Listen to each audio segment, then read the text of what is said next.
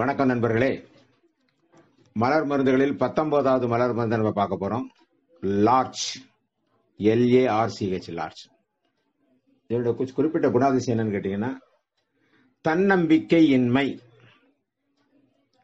தோல்வி மனப்பான்மை, தாழ்வு மனப்பான்மை, இந்த மூணு தான் அதுக்குள்ளது. இந்த லார்ச் நபர்களை பொறுத்தவரை பார்த்தீங்கன்னா, தன்னுடைய திறமையில் நம்பிக்கை இல்லாதவர்கள்,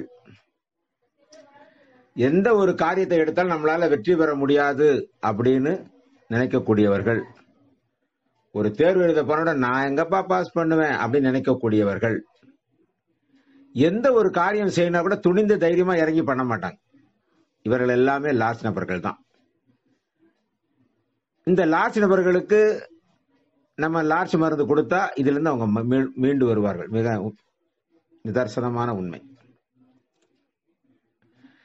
லார்ச் நபர்கள் பாத்தீங்கன்னா பயப்படலாம் மாட்டாங்க, திறமைசாலிகள் தான், நல்லா வேலை செய்யக்கூடியவர்கள் தான். ஆனா அவங்க தன்னம்பிக்கை இல்லாதனாலதான் அவர்களால் வெற்றி அடைய முடியவில்லையே தவிர வேறு காரணம் இல்லை.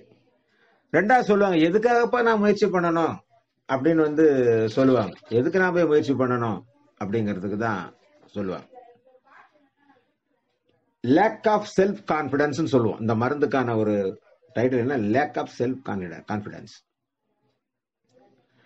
இவங்களை எப்படி நீங்க அடையாளம் கண்டுபிடிக்க முடியும்? அலுவலகத்துல எப்படி இவங்களை கண்டுபிடிப்பீங்க அப்படின்னு கேட்டீங்கன்னா, இவர் சொல்லுவார், ஒரு ஆளுக்கு ஒரு பணம் கொடுத்தோன்னு வச்சுக்கோங்களேன், அந்த பணத்தை என்னோட ஒய்ஃபு கேட்டுட்டே இருக்காப்பா, கொடுத்துருப்பாங்க. நேரடியா நான் கொடுத்த பணத்தை கொடுன்னு கேட்க மாட்டார்.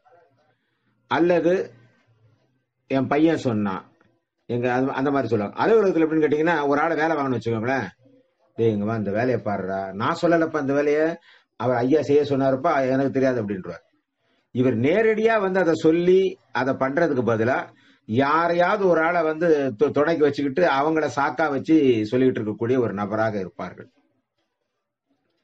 இவங்க பெரும்பாலும் சொல்லக்கூடிய விஷயங்கள் கேட்டீங்கன்னா, கடவுள் எல்லாரையும் வச்சது போல என்ன வைக்கலப்பா, நான் கொடுத்து வச்சது அவ்வளவுதான்ப்பான்னு சொல்லி வருத்தப்படுவார்கள். இவங்களை யாராவது ஒருத்தர் ஏதாவது ஒரு விஷயத்துல வெற்றி பெற்றாங்கன்னா அவங்கள ரொம்ப பாராட்டுவார். நல்லா பண்ண, நல்லா வெற்றி பெற்ற, என்னாலதான்ப்பா முடியல, நீ ஜெயிச்சிட்டப்பா அப்படின்னு பாராட்டுவாங்க. அந்த மாதிரி ஒரு நபர்கள் பெரும்பாலும் தான் சொல்ல வைத்து நேரடியா சொல்வதற்கு பயந்து கொண்டு அடுத்த இவன் சொன்னா அவன் சொன்னான்னு சொல்றவங்க எல்லாமே இவங்க கண்டிப்பாக லார்ச் நபர்கள் தான். இதுக்கு ஒப்பிடுதல் பாத்தீங்கன்னா என்னன்னு கேட்டீங்கன்னா, மிமலஸோட கேரக்டர் என்ன?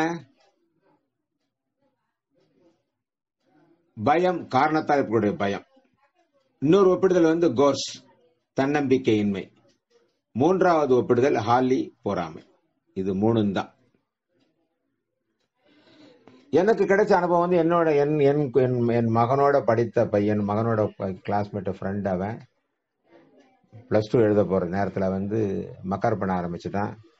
என்னடா பண்றான்னு கேட்டீங்கன்னா, இல்ல என்னால 12th எல்லாம் எழுதி பாஸ் பண்ண முடியாது, எனக்கு ரொம்ப பயமா இருக்கு அப்படின்னு அவங்ககிட்ட சொல்லியிருக்கான். என் பையன் சொன்னாப்பா, என்னப்பா இந்த மாதிரி இருக்கான், அவன் நல்லா படிப்பான்ப்பா, அவன் நல்ல ஃப்ரெண்டு தான் அவன். ஆனா இப்ப கொஞ்ச நாளா ஒரு பயம் வந்துருச்சு அவனுக்கு. ஏன்னா அவன் வீட்டுல அவனுக்கு ப்ரெஷர் கொடுக்க ஆரம்பிச்சான். டேய், ஒழுங்கா 12th மார்க் வாங்கிடுறா, அப்பதாண்டா நம்ம அந்த பிக்கு சீட் வாங்க முடியும், இல்லைன்னா வாங்க முடியாது, அப்புறம் நீ பிஎஸ் தாண்டா படிக்கணும். இந்த மாதிரி இவங்களை சொல்லி சொல்லி அவனை அவனுக்கு சுமையை ஏற்றி விட்டதுனால விளைவாக பார்த்தீங்கன்னா அவன் ரொம்ப ஸ்ட்ரெஸ் ஆயிட்டான். அந்த கண்டிஷன்ல இருந்தான்.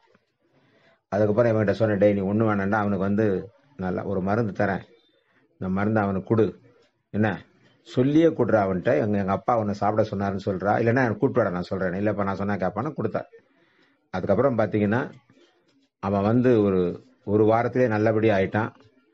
அந்த 12வது வகுப்பு அந்த +2 ரிசல்ட்ல 2வது மாணவனாக அந்த பள்ளியில வந்தான்.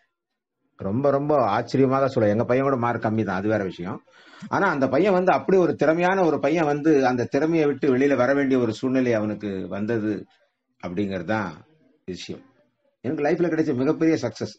எங்க பையன் சொல்லுவான்ப்பா, அவன் உண்மையிலப்பா நான் கூட பயந்து போனப்பா, நல்ல பையன் இப்படி பயந்து ஓடுறானேன்னு நினைச்சேன், ஆனா அவனை காப்பாத்திருச்சு இந்த மலர் மருந்து அப்படின்ட்டு ரொம்ப பெருமையா சொல்லுவான். அற்புதம் அற்புதம் நிகழ்த்தும் மலர் மருந்துகள் தான் நான் சொல்லுவேன். இதனால் மிக்க நன்றி நண்பர்கள்.